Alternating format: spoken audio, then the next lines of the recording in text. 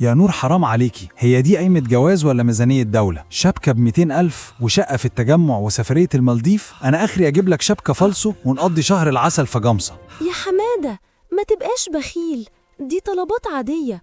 وبعدين المالديف فيها فلاتر صور تجنن. عايز شكلي يبقى وحش قدام صحابي البنات؟ عادية؟ ده أنا لو قررت أسرق بنك مش هجمع المقدم بتاع الشقة بيه. يا رب أي معجزة تحصل وتخلي المتطلبات دي تختفي. يا حمادة يا فقر، ده انت بتشتكي من جواز العصر الحديث. طب تعالى بقى اما اوريك الفراعنة كان بيعملوا ايه في العرسان. مين فين؟ هو أنا اتهبلت ولا الكافيين اللي ضرب في دماغي؟ إيه الدخان البهبي ده؟ غمض عينك يا فقر، هنرجع بالزمن 4000 سنة ورا، عصر الأسرة ال18، لما كان تطفيش العرسان كان حرفة يدوية. اربط الحزام يا واد يا حمادة. إيه ده؟ أنا ليه لابس مفرش سفرة؟ وفين البنطلون اللي سليم فيت بتاعي؟ يا لهوي يا حستي السودة يا أنا يا أما، أنا في متحف. أهلا بيك يا حمادة أمون، ده حماك بس النسخة الفرعونية. اسمع بقى المنيو الفرعوني وتسلطن. اسمع يا واد انت، بنت نور تيتي دي مش اي حد ياخدها. انت جاي تطلب ايدها وانت مفيش في جيبك غير رغيف عيش شمسي وبصلة.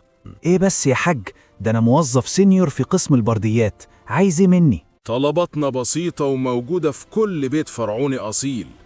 المهر يا حبيبي 50 مسلة دهب خالص، طول الواحدة لا يقل عن 20 ذراع، وتتكتب عليها قصة حياتي بالهيروغليفي، فاهم؟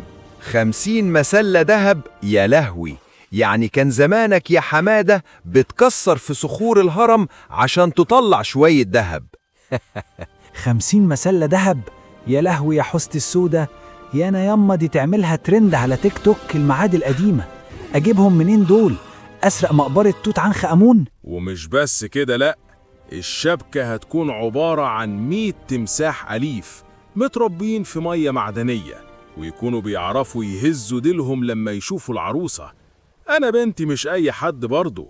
حمادة أمون بلاش دلع، دول التماسيح كيوت قوي، دي هتحرس الهرم بتاعنا يا بيبي. بابي عايز يطمن إني في أمان. يا حمادة يا حبيبي، دول مش زواحف، دول حيوانات أليفة كيوت على رأيها. تمساح أليف؟ يا لهوي يا حستي السودة يا أنا يما، ده لو واحد فيهم جاع هياكل العروسة والمعازيم والمأذون.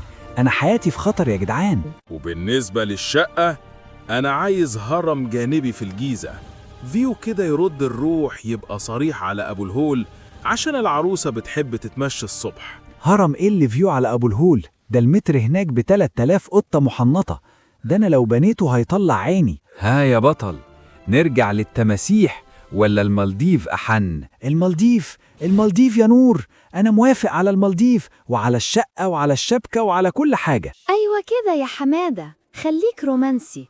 إيه اللي غير رأيك فجأة كده؟